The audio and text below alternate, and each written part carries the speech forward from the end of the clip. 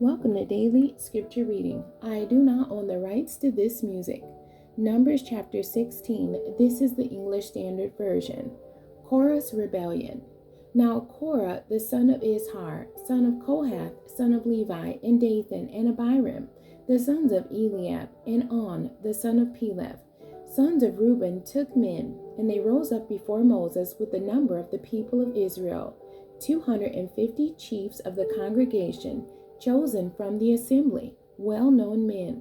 They assembled themselves together against Moses and against Aaron, and said to them, "You have gone too far. For all in the congregation are holy, every one of them, and the Lord is among them. Why then do you exalt yourselves above the assembly of the Lord?"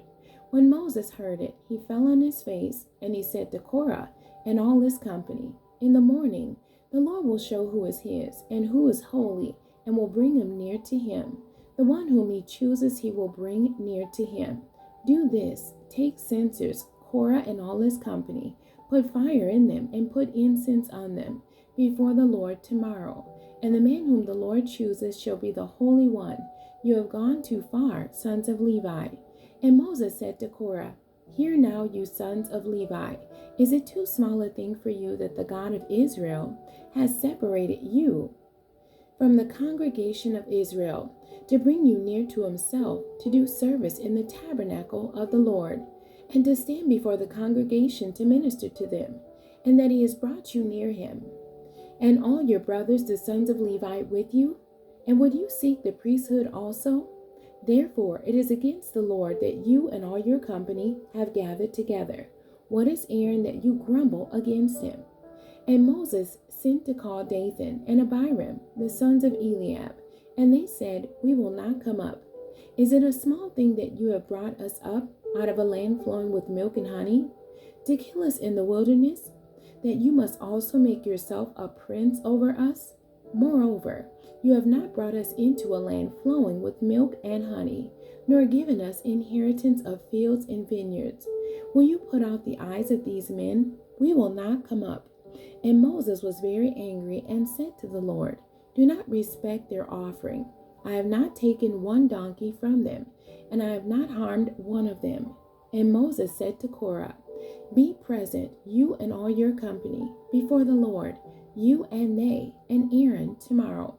And let every one of you take his censer and put incense on it, and every one of you bring before the Lord his censer, 250 censers, you also and Aaron, each his censer." So every man took his censer and put fire in them, and laid incense on them, and stood at the entrance of the tent of meeting with Moses and Aaron. Then Korah assembled all the congregation against them at the entrance of the tent of meeting, and the glory of the Lord appeared to all the congregation. And the Lord spoke to Moses and to Aaron, saying, "Separate yourselves from among this congregation, that I may consume them in a moment." And they fell on their faces and said, "O God, the God of the spirits of all flesh, shall one man sin, and will you be angry with all the congregation?" And the Lord spoke to Moses, saying, "Say to the congregation, get away from the dwelling of Korah, Dathan, and Abiram." Then Moses rose and went to Dathan and Abiram, and the elders of Israel followed him. And he spoke to the congregation, saying, "Depart, please, from the tents of these wicked men, and touch nothing of theirs, lest you be swept away with all their sins." So they got away from the dwelling of Korah, Dathan, and Abiram. And Dathan and Abiram came out and stood at the door of their tents, together with their wives, their sons, and their little ones. And Moses said, "Hereby you shall know that the Lord has sent me to do all these works, and that it has not been of my own accord. If these men die as all men die, or if they are visited by the fate of all mankind, then the Lord has not sent me. But if the Lord creates something new, and the ground opens its mouth and swallows them up with all that belongs to them, they go down alive into Sheol, then you shall know that these men have despised the Lord." And as soon as he had finished speaking all these words, the ground under them split apart, and the earth opened its mouth and swallowed them up with their households, and all the people who belonged to Korah, and all their goods. So they and all that belonged to them went down alive into Sheol, and the earth closed over them. and they perished from the midst of the assembly. And all Israel who were around them fled at their cry. For they said, Lest the earth swallow us up. And fire came out from the Lord and consumed the 250 men offering the incense.